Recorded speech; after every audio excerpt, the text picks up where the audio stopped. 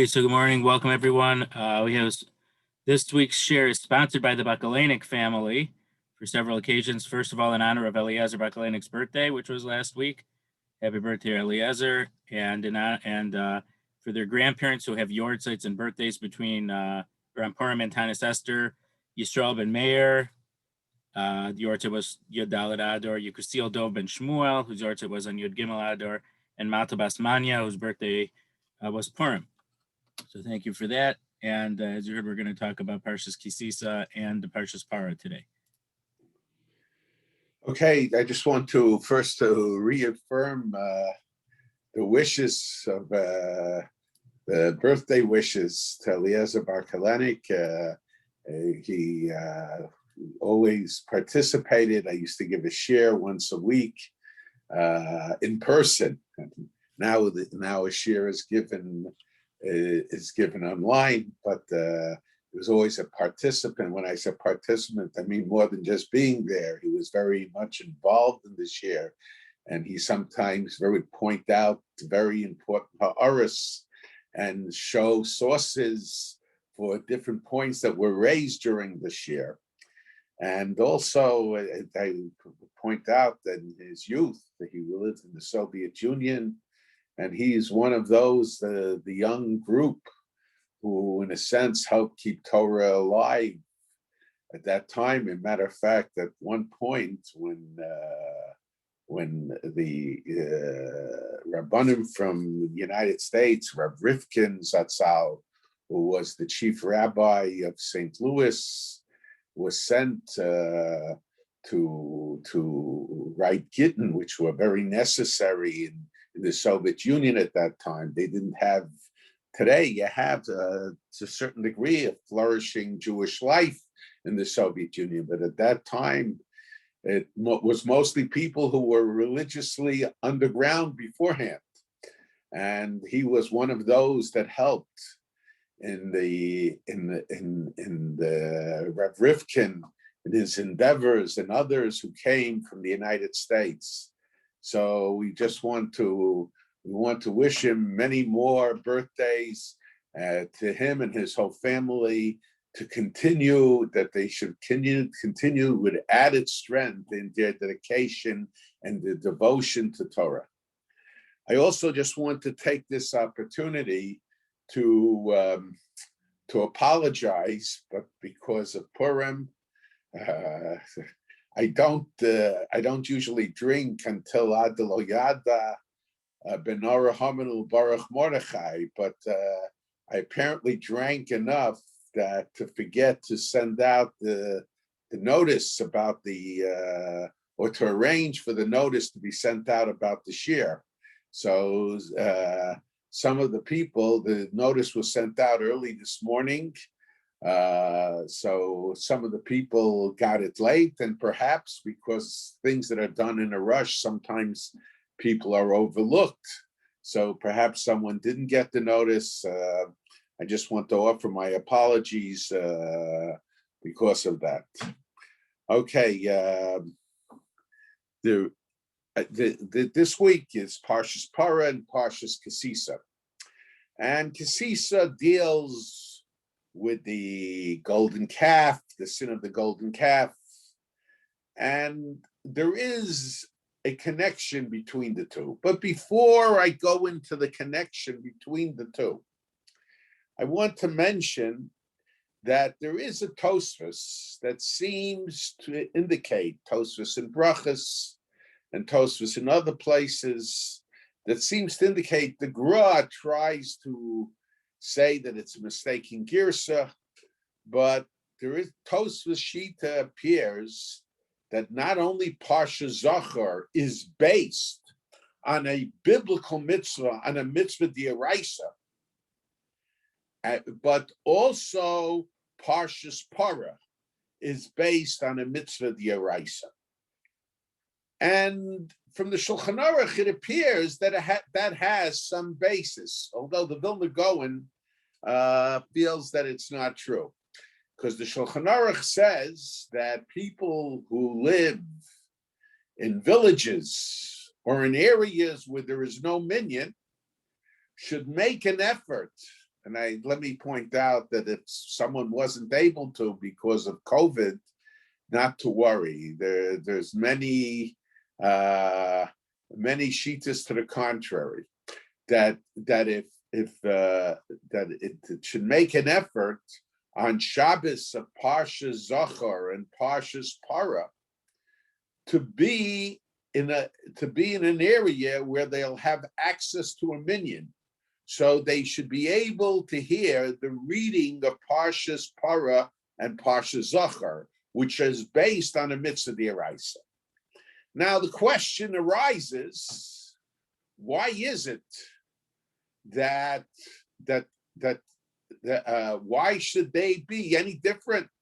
Okay, let's say it is based on a mitzvah d'oraisa. Let's say it is a biblical mitzvah, whereas the Kriyas HaTorah and Shabbosos and the different Shabbos and Shabbos is only rabbinic, which itself is a question. Let's say there is a difference, but we have to listen. We have to do what the Chachamim instituted also.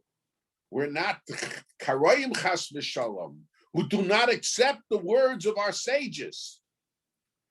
So I heard from my father, and it's in his sefer also.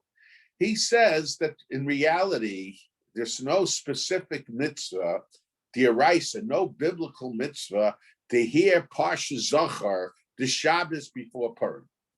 And similarly, there is no specific mitzvah d'oraisa to hear Parshas Parah on this coming Shabbos. But there is a mitzvah d'oraisa, there is a biblical mitzvah of remembering what Amalek did. And the mitzvah of remembering what Amalek did, there are different opinions how one fulfills it. The Rosh says, and from the chinuch it appears that it's a mitzvah of reading the Parsha once in the cycle. In other words, in a year's time, reading a Parsha about Amalek. Others say that the mitzvah d'oraisa, the Ramban says, is by telling your children and, in the sense, perpetuating the memory of what Amalek did. Does not necessarily have to be from a Parsha. From the Rambam, it appears that in the Sefer Mitzvahs, that it's a mitzvah in order to, in a sense, arouse our anger. There is no specific time for the mitzvah. The only thing from the Rambam, it appears that before they went to war against Amalek in the Sefer Mitzvahs, they should do it. Obviously, it should be done throughout your lifetime as well, but there is no specific time when it's done. And according to the Rambam. But the Chachamim, the sages, instituted that we should read the Parsha of Amalek the Shabbos before Purim. So the opinion of the Shulchan Aruch was that there is a difference between Kriyas HaTorah in general and the reading of these two parshios. Kriyas HaTorah, the Shulchan Aruch's opinion is a requirement on the tzibur. It's a requirement on the congregation.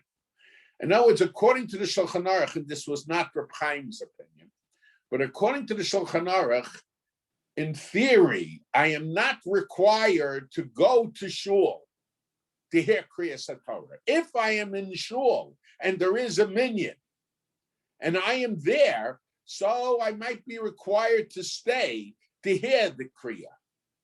Similarly, probably, if it's necessary to form a minyan in a certain area, I might have a requirement to participate.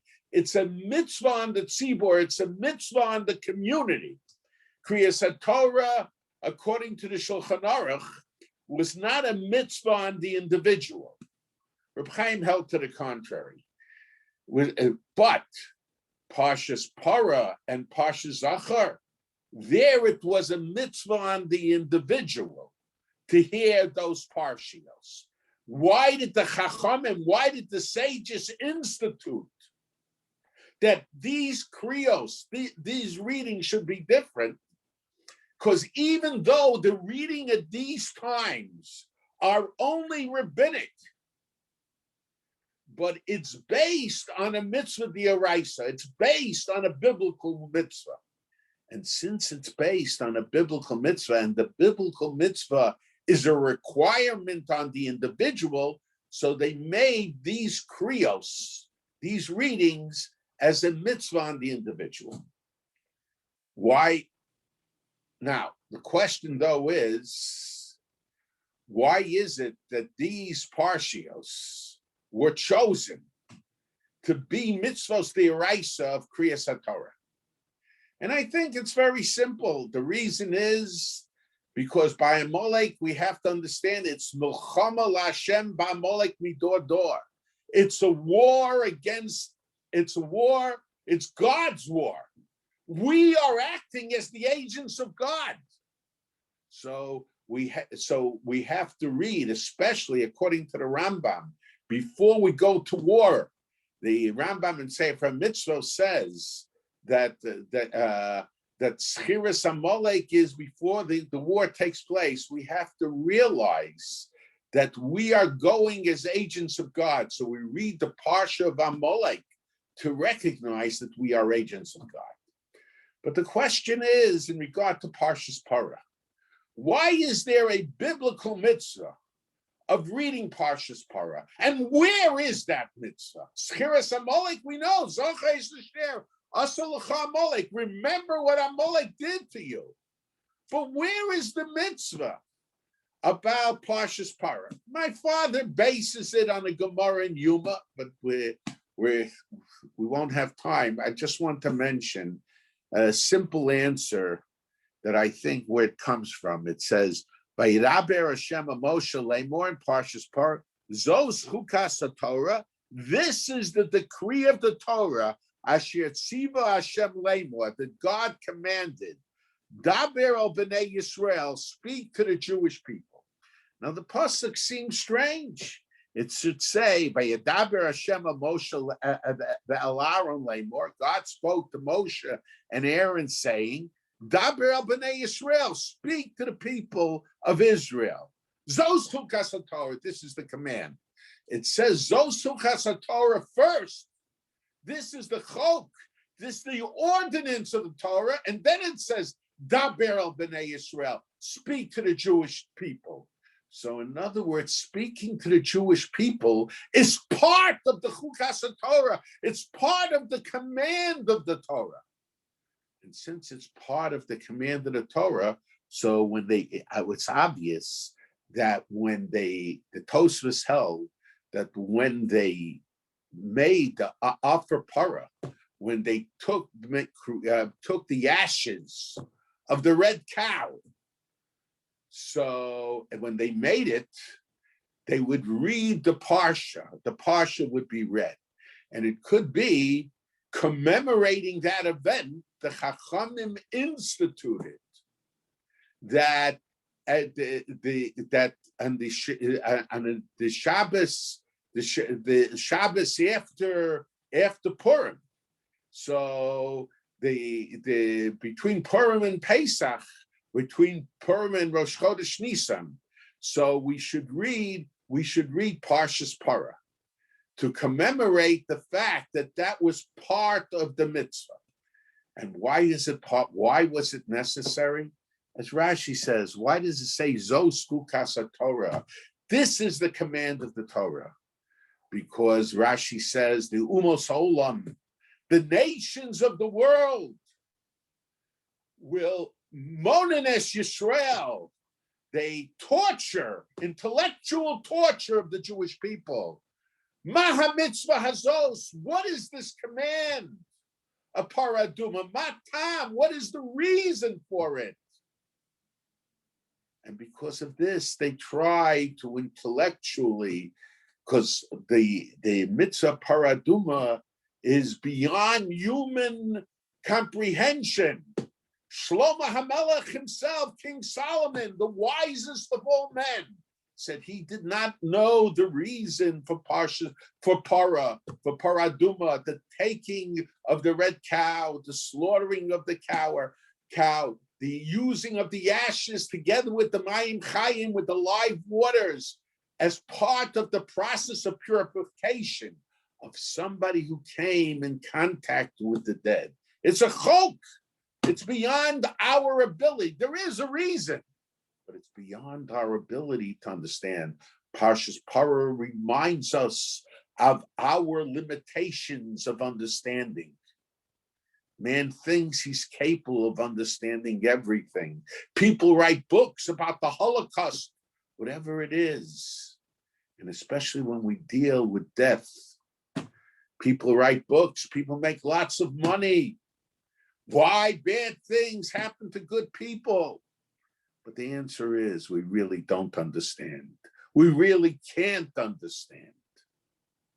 So the part of when we're dealing with death, the process, because a person who comes in contact, in physical contact with the dead, he becomes contaminated. He's not allowed to enter into areas of the Beis HaMikdash, of the temple. In a sense, I feel somewhat, as I'll discuss later, alienated by God, especially if it's a close relative. So because of that, the Torah says, so what when they torture us, what's the reason for it? Because they know that we can't fully explain it. So we have to say it's chok, it's a command from God. Because once we try to engage in trying to understand what it is, we could be misled and led astray from the Torah. And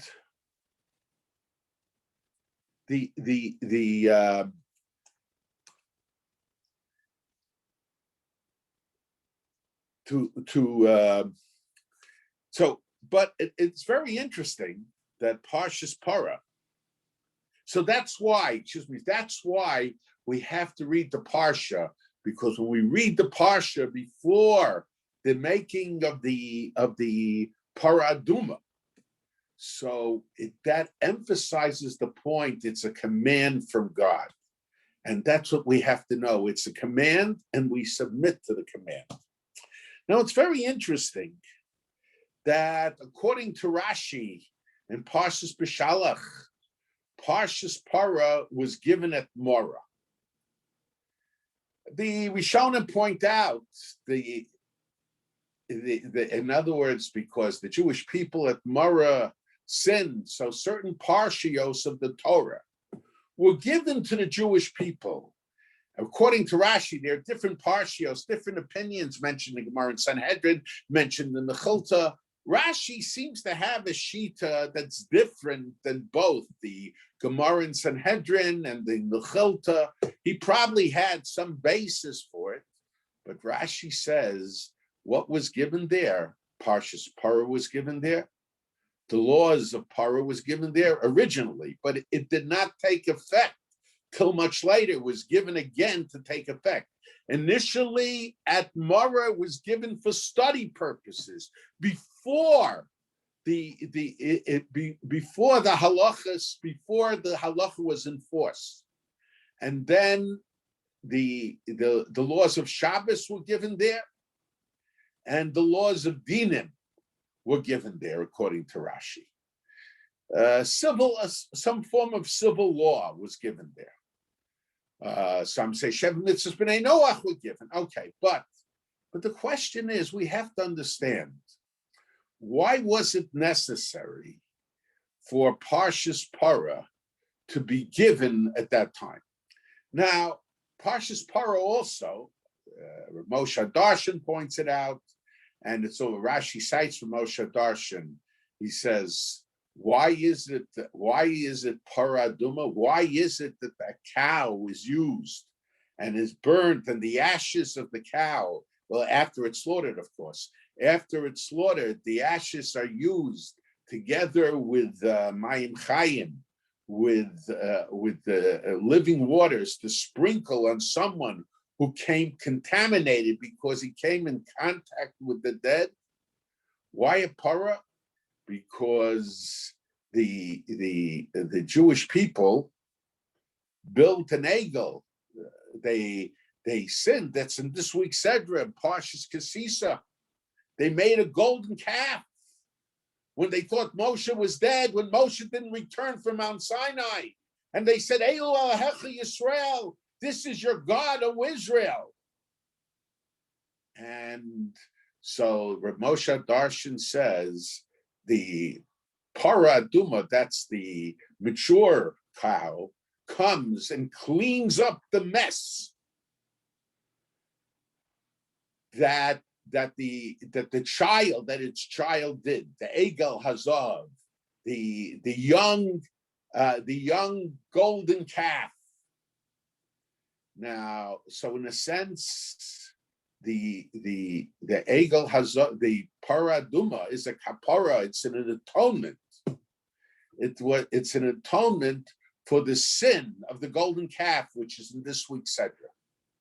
And the question arises, what is the connection, other than both are, what is the connection between the calf, the golden calf, and the paraduma? How is it a kapara? How is it an atonement? And especially in view of the fact that the mitzvah, according to Rashi, of paraduma was given in Mara, that was before the Egel Hazav. What's the idea behind it? What is the connection between, on one hand, the Mara experience, when the Jewish people came, went 3 days without water, and they complained, and not in the proper manner, and the Egel Hazav and the golden calf, which was somewhat later, and the paraduma and the mitzvah paraduma. What is the connection between all these three things, incidents? Now, the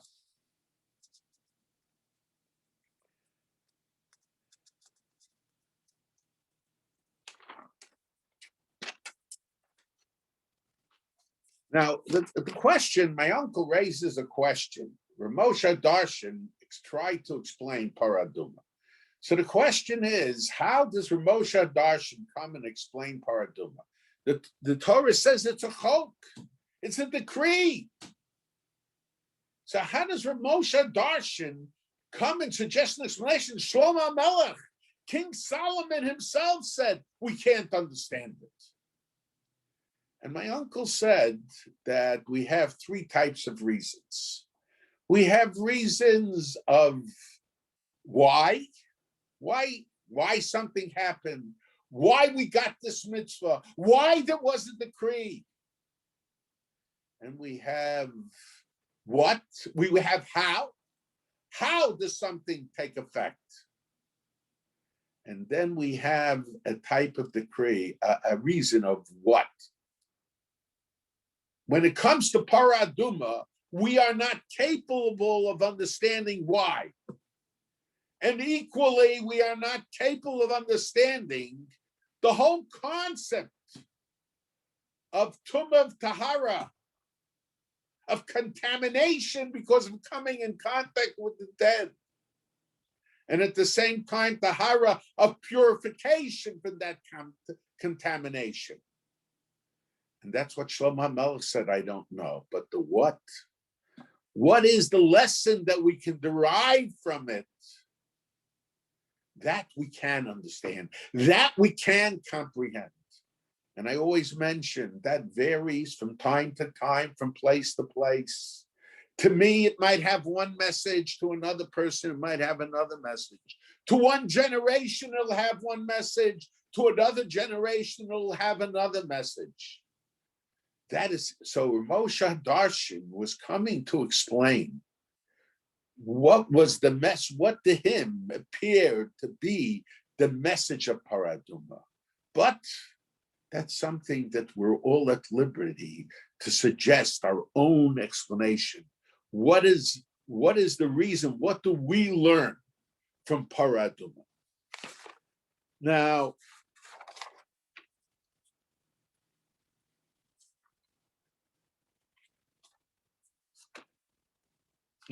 in order to understand this, we have to take notice about what happened at Marah. This was just after the Jewish people were at Kriyas Yamsuf. 3 days after Kriyas Yamsuf. At Kriyas Yamsuf, the Jewish people saw the Shekhinah. In a sense, they saw revelation. They were so overcome. They said, Zekeli Vanveyu, this is my God. They were able figuratively to point to the Shekhinah. They felt closeness to God. And 3 days later, it says, Vayisa Moshe Yisrael miyamsuf, vayetzel midbar shur, vayelchu shlosh yom b'midbar. They went 3 days in the desert. Lo matzu mayim. They didn't find water. Vayavo marasa. They came to Marah. Lo yochlu lishtos mayim mimara. They couldn't drink water from Marah.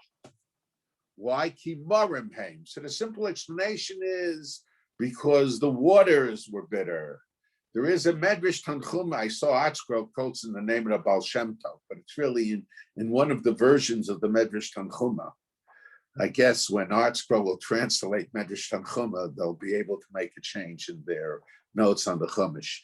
Ki marim haim. The Jewish people were bitter. In other words, according to that explanation, probably the water wasn't that bad. They were able, but it wasn't the best.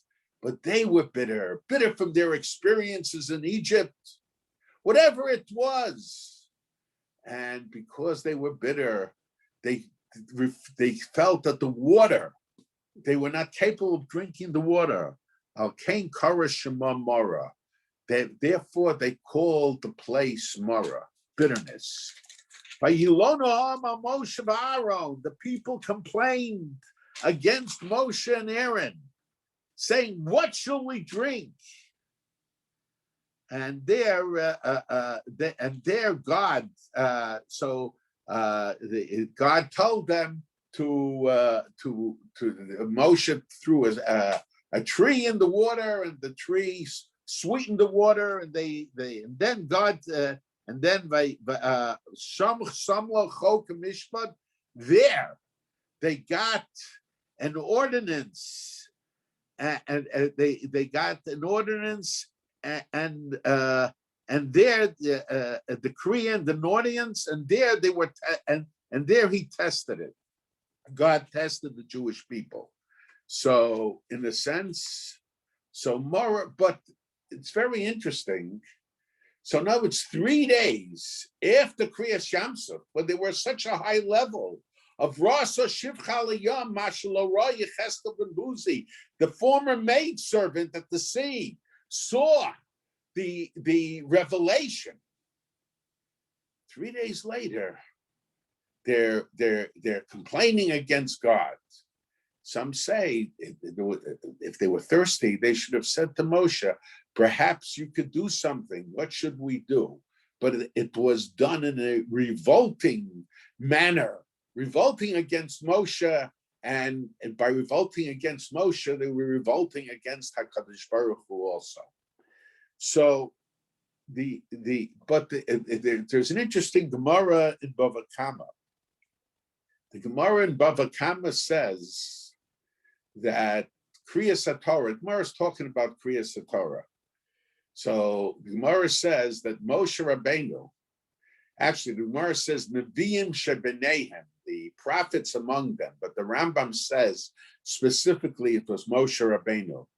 Moshe Rabbeinu instituted at that point to laying every Monday and Thursday and Shabbos. Why?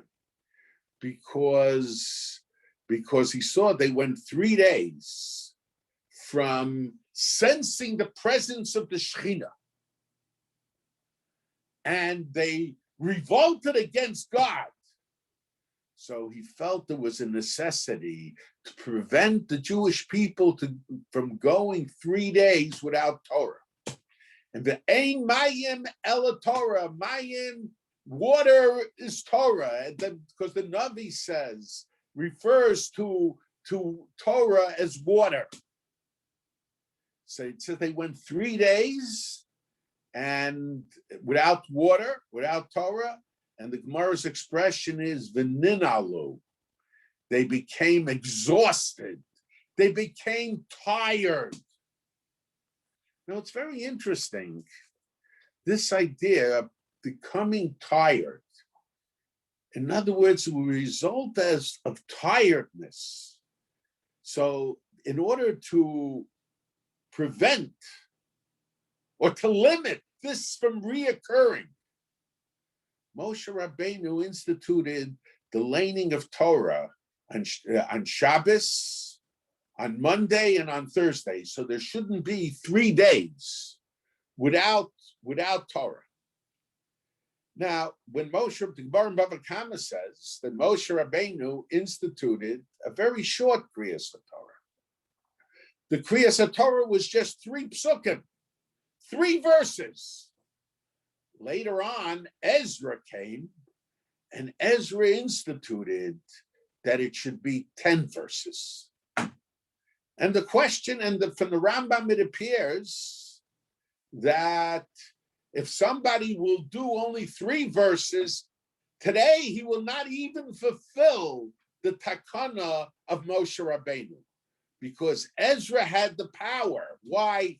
It's another story. But Ezra had the power to change the takana of Moshe Rabbeinu. It seems that Moshe Rabbeinu, on one hand, the Rambam says it was Moshe. On the other hand, the Gemara says it was the prophets among them. It seems that there was a Masorah, there was a tradition, a Masorah from one prophet to another. And Moshe Rabbeinu made the nature of the takana, the nature of the mitzvah of hearing Kriyas HaTorah, to be able to be changed through the Nevi'im, through the prophets, depending upon the needs of the time. So that's why it says Nevi'im Shebenehem. Moshe Rabbeinu instituted, not just as Moshe himself, but as one of the prophets, allowing for changes to be made later on in future generations. So that's why Ezra came and instituted it has to be 10 psukim, 10 verses. And the question is, and Ezra instituted also, we don't do it today, that they should read the Targum, they should read the Aramaic translation of the Torah together with it. But the question is, what was the nature of the difference between that which Moshe Rabbeinu introduced and that which Ezra introduced? Moshe Rabbeinu felt 3 psukim was sufficient, and Ezra felt that 10 psukim were necessary. What was the difference? And my uncle said that, he says, let's take the mitzvah of tefillin. The Rambam says that we know there's a mitzvah of tefillin. You put on tefillin in the morning. Perhaps you say Shema, say Shemon Esrei with it, whatever it might be. There's a mitzvah of tefillin. But as soon as you put it on, you fulfill the mitzvah. But if people are on the right level, on a certain madrega, a certain status, so they have a mitzvah of wearing tefillin all day. We're not on the level, although I see people that somehow think they're on the level. So you have to have the proper thoughts. We're not in the level for that. And the question is, what are these 2 separate mitzvahs? One, a mitzvah of putting it on, perhaps keeping it on for the davening. and the other a mitzvah of wearing it all day, which we don't do.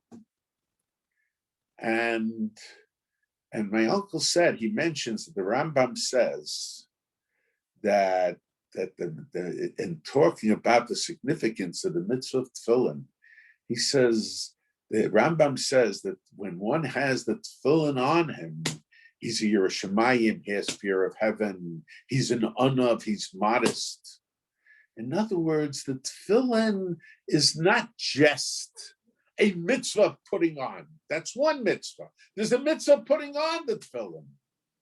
But then there's another mitzvah that apparently we in our generation are not able to fulfill. And that's the mitzvah of the tefillin leaving an impression upon us. The tefillin having an impact on us. In a way, the tefillin, in a sense, sanctifies us. It gives us a higher level of dusha, of sanctity. I mentioned with the story of the Vilna Gaon. The Vilna Gaon wore tefillin all day. When the Vilna Gaon was in jail, I mentioned, I think last week, when the Vilna Gaon was in jail and they came in to question him, so they saw him with talis and tefillin, and they ran out. They got scared. And there was another Jewish prisoner in the prison. He said, why did they run out? The Vilna Gaon says, it's explicit in the Gemara. V'ro kol amei aretz ki shem Hashem nikra elecha b'yarum mimeka elu tefillin shebarosh. That the nations of the world, that the nations of the world will fear you when they see the name of God on you, and that is the tefillin of the head. The tefillin of the hand is hidden. The tefillin of the rosh is seen. So the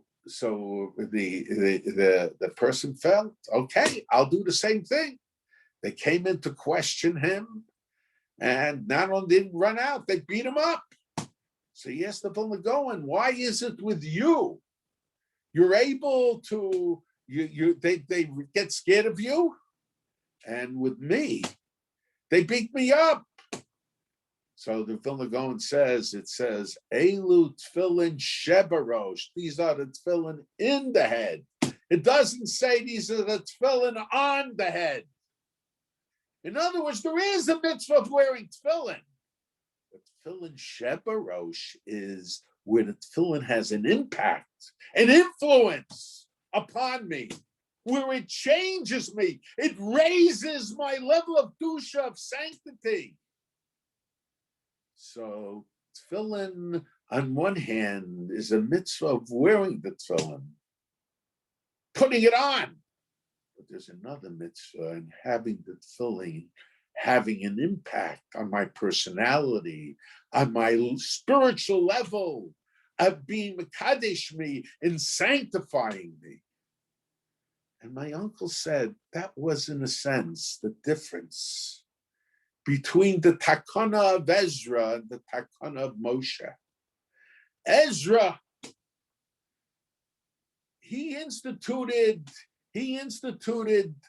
Kriyas HaTorah as a learning experience, as studying.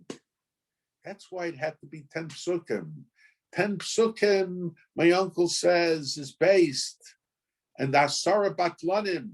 There used to, in every town, there used to be 10 people who were involved, my uncle says, in the study of Torah. Also, they were involved in the needs of the community. But in a sense, the study of Torah was part of the needs of the community. Constantly start. So the 10 psukim are dedicated to the study of Torah. Ezra instituted after they came up from Bavel. They had to, it was necessary to inspire them to learn Torah.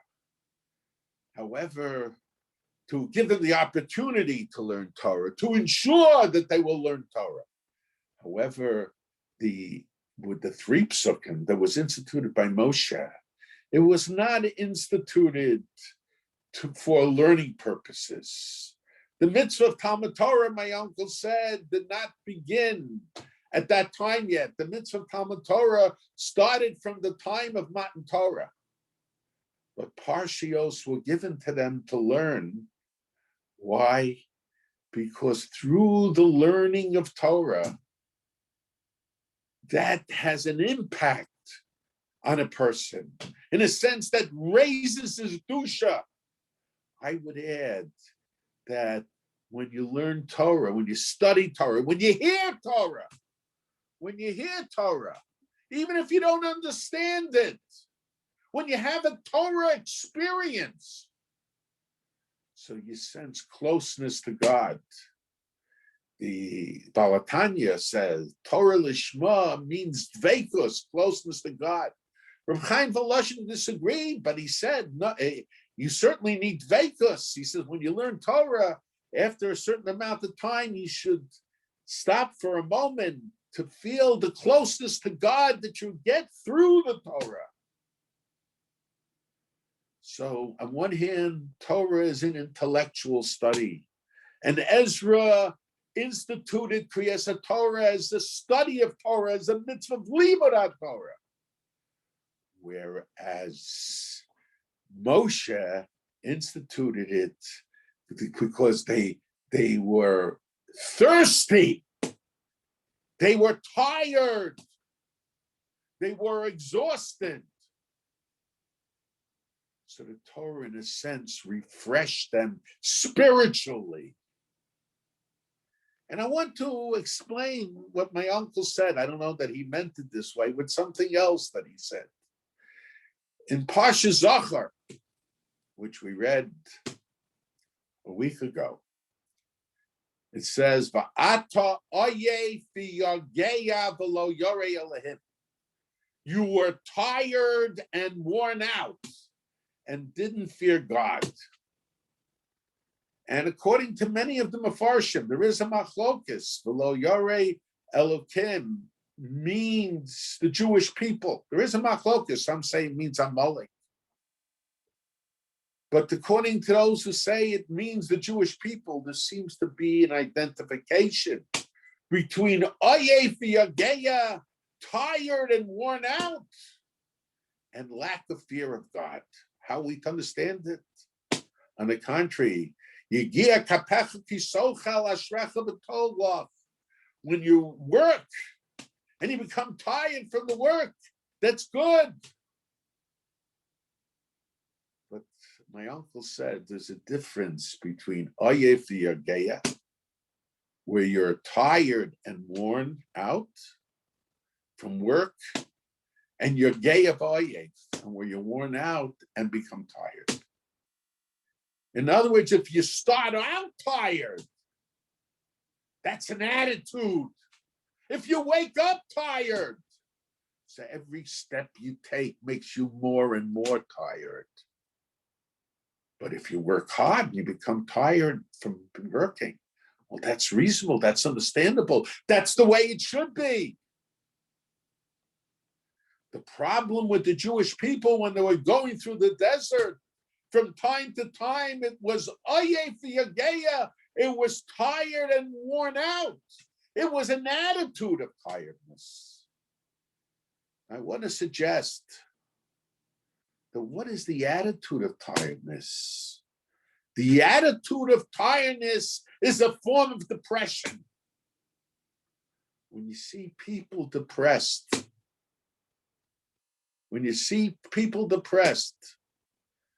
there is a sense of tiredness, lethargy. And why is there a sense of tiredness? What did the Jewish people say when, before Amalek came? Hayesh Hashem b'kirbaynu imayin. Is God in our midst or not? What made them tired? The sense. What made them depressed? And depressed comes very often together with anger. What made them tired? Because they didn't sense the presence of God. At Kriyas Yamsuf, when the sea was split, God revealed himself. God came close to the Jewish people. But to perpetuate that experience, the Jewish people have to come close to God. So at Marah,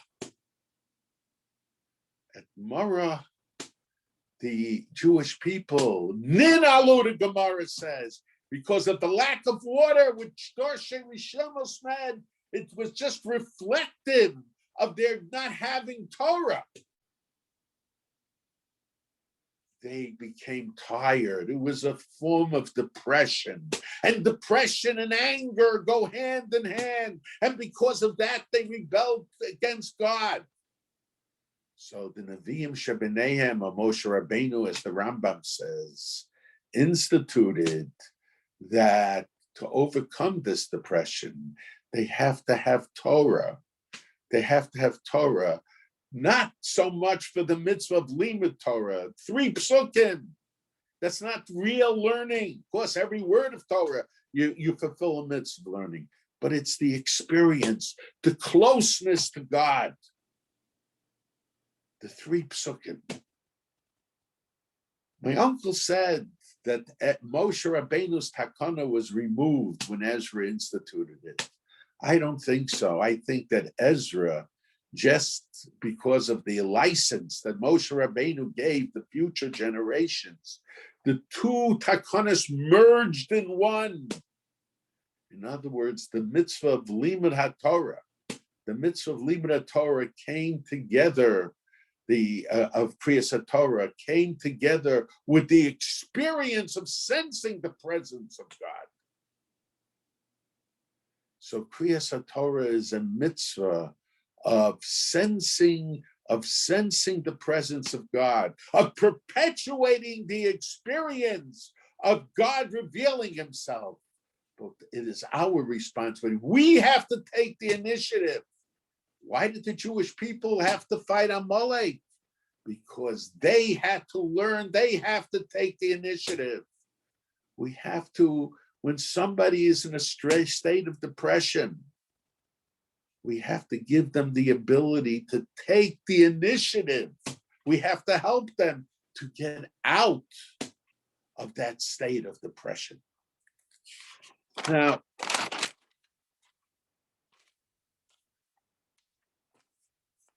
Now,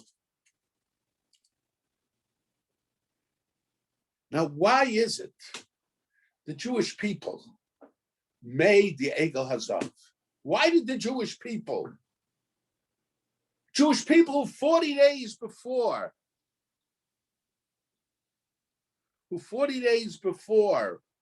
said Nasa v'nishma? How is it that the Jewish people 40 days before said Nasa v'nishma stood in front of a golden calf and said, Elo Hecha Yisrael? They were on a level higher than Malachim, higher than angels. Then 40 days later, they go to the lowest depth. How is it possible? Now, there are 2 things, and I think the 2 things are really one. One reason is, and I've mentioned it many times, because the Jewish people, and the aid in sensing the presence of God, that was the being within the milieu of Moshe Rabbeinu, being together with Moshe Rabbeinu. Moshe Rabbeinu disappears for 40 days.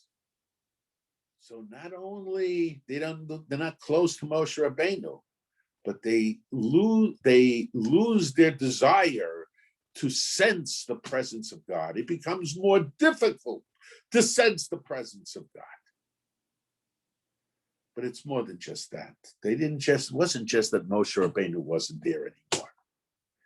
The Medrash tells us that the Satan made it appear to them that Moshe Rabbeinu was dead. He gave them a vision of Moshe Rabbeinu lying dead. They confronted death. And when there are 2 approaches to life. One can see life as a process of living, and one can see life as a process of dying. And when one confronts death, there is reason to begin to see life as a process of dying. Each day of life is an extra day of living. But similarly, each day of life is one day closer to death. And we find interesting thing. What was the goal? Why did the Jews make a golden calf? What was the purpose of the golden calf? And it says they gave korbanos, they gave sacrifices for the golden calf. But what happened afterwards? Vayochlu, vayishtu, vayakumu l'tzachek. They ate, they drank, and they got up to be merry. Now, there is the Epicurean approach. The Epicurean approach is eat, drink, and be merry, for tomorrow we die. A matter of fact, Rabbi Yaakov Emden suggests, the Rambam explains it differently, but Rabbi Yaakov Emden suggests that the word apikoros, a heretic, comes from the word Epicurean. In other words, very often, the Epicurean person, a person who follows the philosophical Epicurean approach, because he sees life as a process of dying, he feels he has to indulge. There's no reason not to indulge. There's no other goal in life. And this is the Jewish people at that time. They saw life as a process of dying. It was a form of depression. And their attitude was eat, drink, and be merry. And in a sense, this is, why did they need a golden calf? They could have done that by itself. But the answer is they wanted their eating, drinking, and being merry to have a religious fervor attached to it. So they built the golden calf, but the golden calf was not the goal. The goal was eat, drink, and be merry. Because that's one of the reactions to seeing life as a process of dying rather than as a process of living. And in a sense,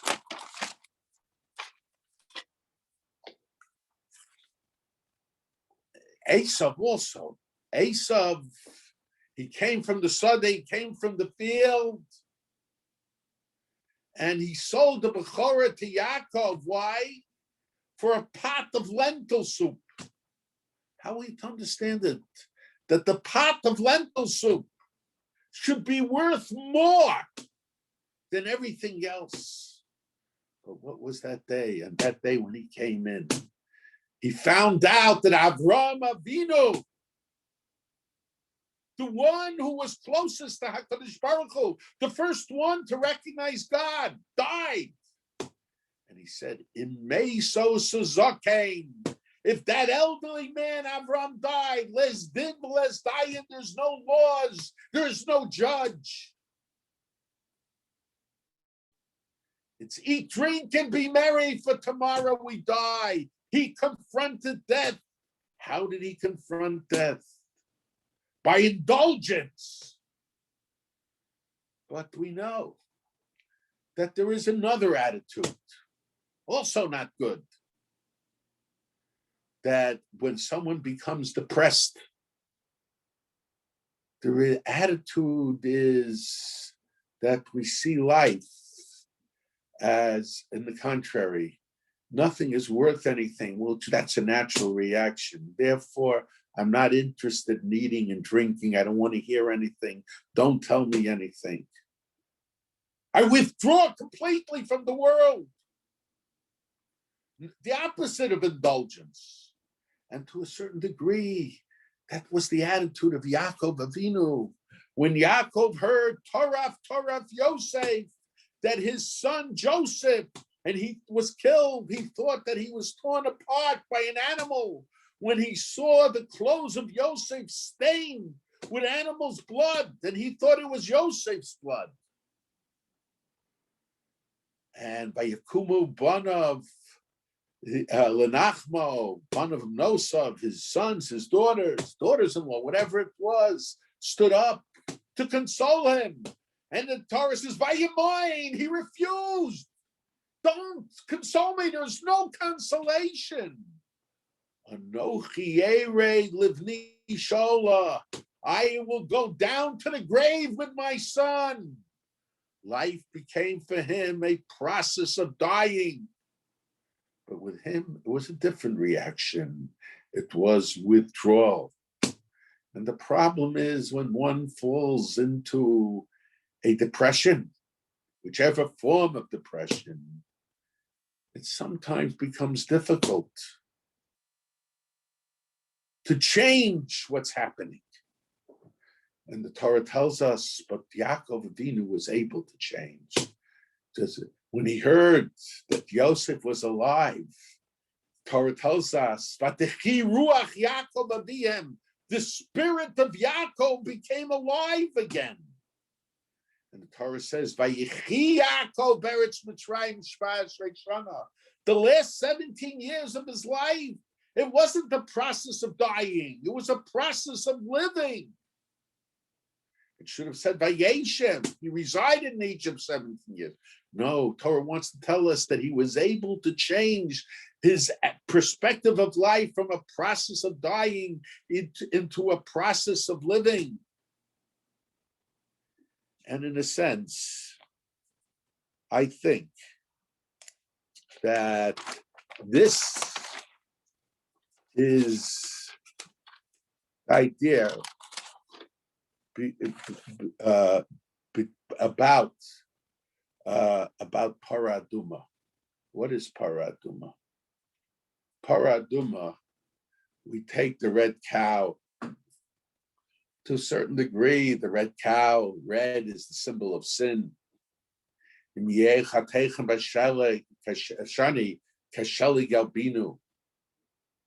take the red cow and we know death is associated with sin, whatever. And we burn it up. We take ashes. Ashes represents destruction. It represents the complete destruction.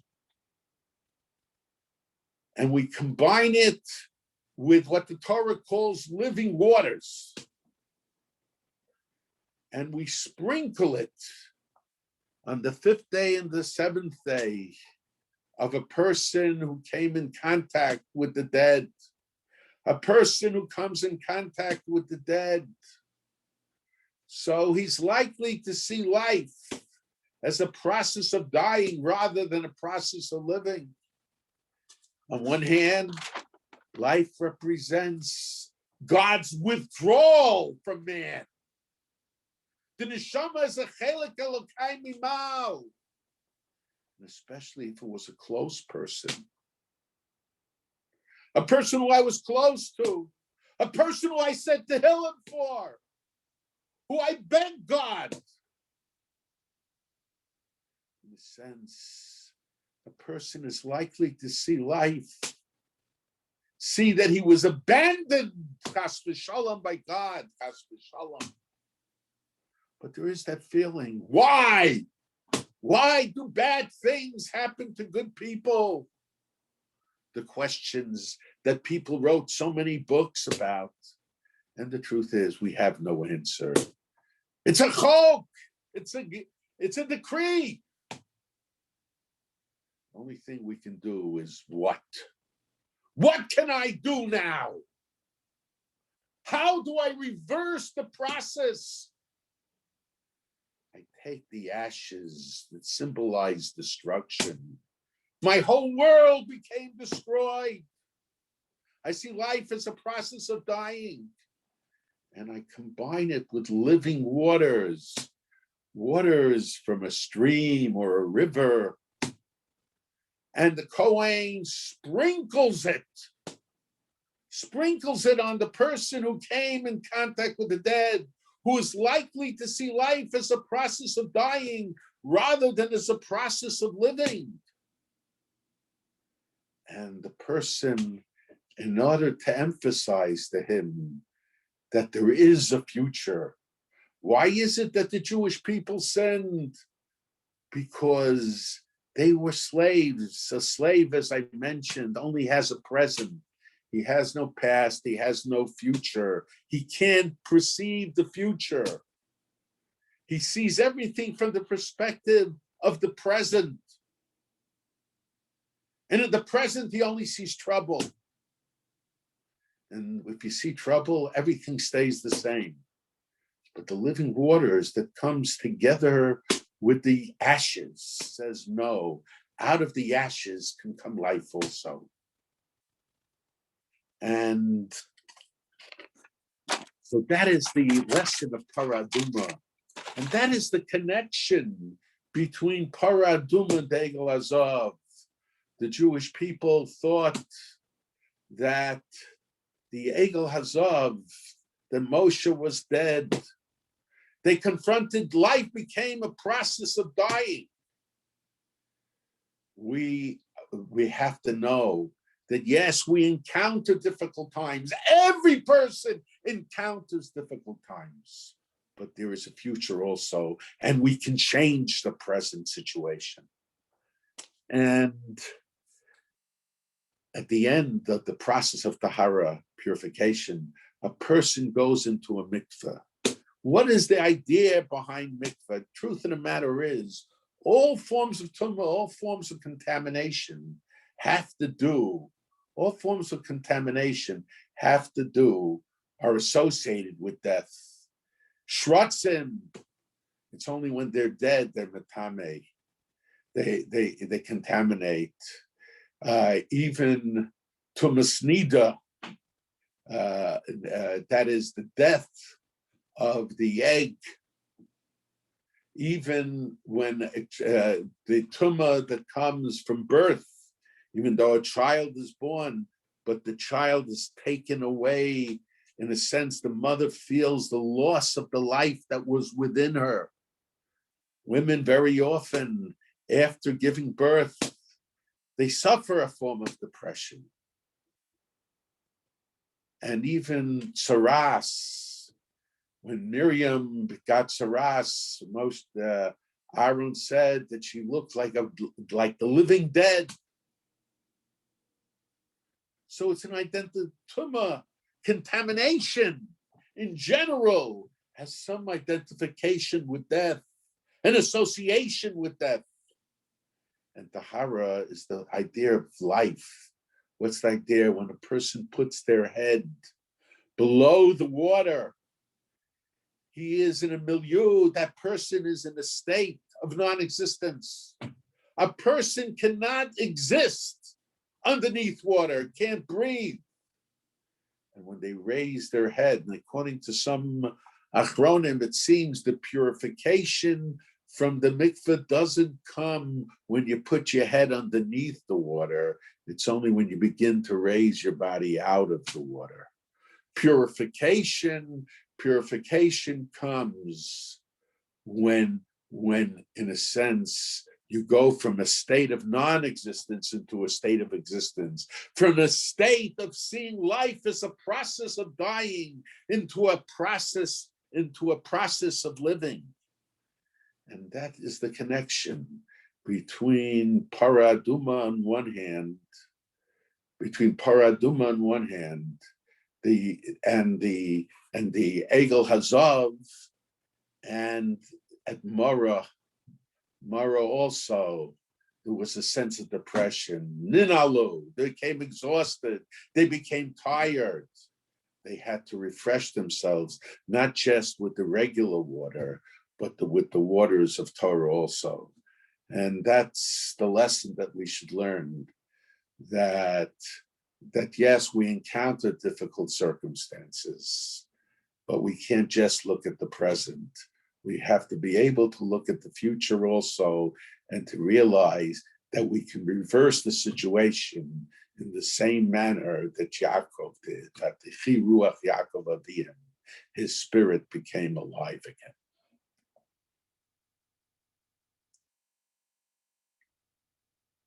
Okay. Thank you. So there was a question, and I think you just answered it. How do you? What's the refuah for the depression? So you just said that to And look answer it. forward. That's It's not right. necessarily easy to do it, Not and easy to I do think it, but you have to take. You have to. Well, a person needs.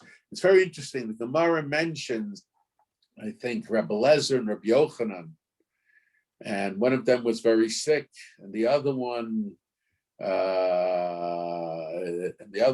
came to help him, and he tried to find out why is he so sick, and ultimately came out because he knew that he was going to die.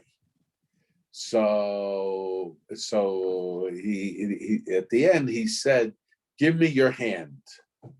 And why? In other words, a person needs help, but he has to do it himself. My uncle pointed out that there are two processes of tahara. One is the sprinkling of the ashes in the living waters, and that's done by the Kohen, by another person.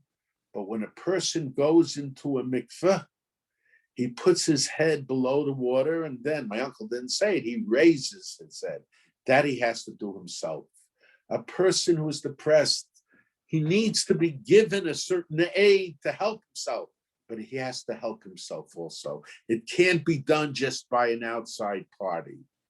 And this person has to seek help.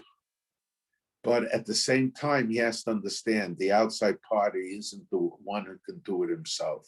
And to a large degree, there has to be a certain self-initiative. He has to do something. And the ultimate doing is, in a sense, feeling close to HaKadosh Baruch Hu.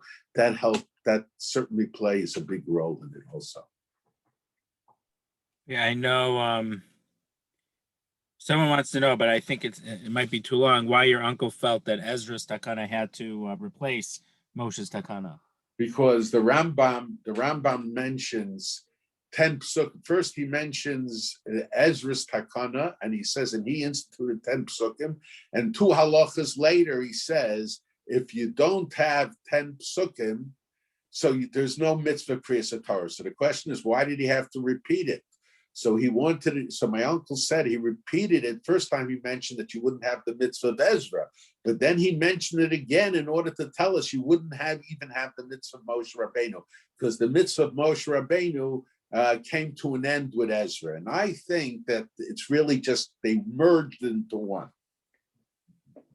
And so why does this make Parah? By the way, it's the Rambam Perek Yud Beis of Hilchos Tefillah, Halach Aleph and Halach Gimel. Right. And then the question is, how does this tell us or teach us that Parshas Parah should be D'Oraisa? Parshas Parah is D'Oraisa, I said, because of the pasuk. Right, so this was a hashkafa for it. This wasn't about the story. That's right. It's because of the pasuk. The pasuk says that those chukas Torah daber al bnei. That's the daber al bnei Yisrael. So telling the people about Parshas Parah is that's what makes it a mitzvah d'oraisa.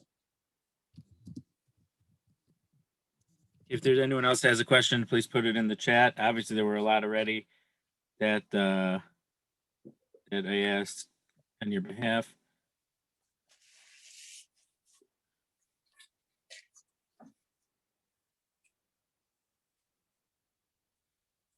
Oh, so what's that on a hashkafic level? The connection between Zachar and Parah both being midiraisa?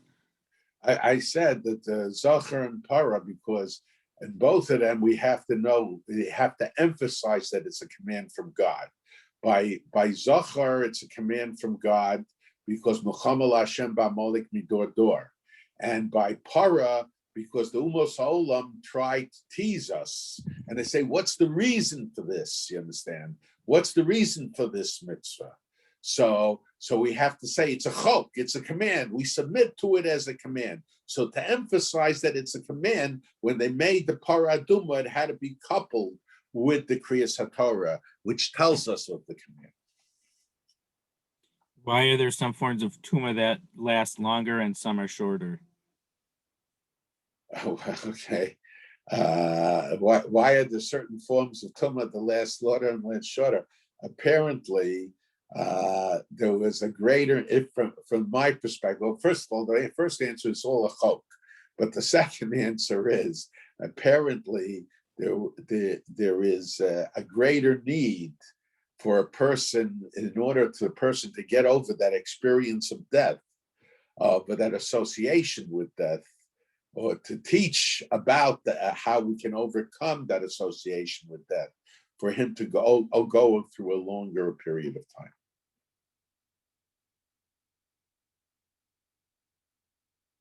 You see, the most stringent form of tahara is by tumas mes. Also by tumas leda, but so because that's where that has the greatest impact. So a person has to get over that impact.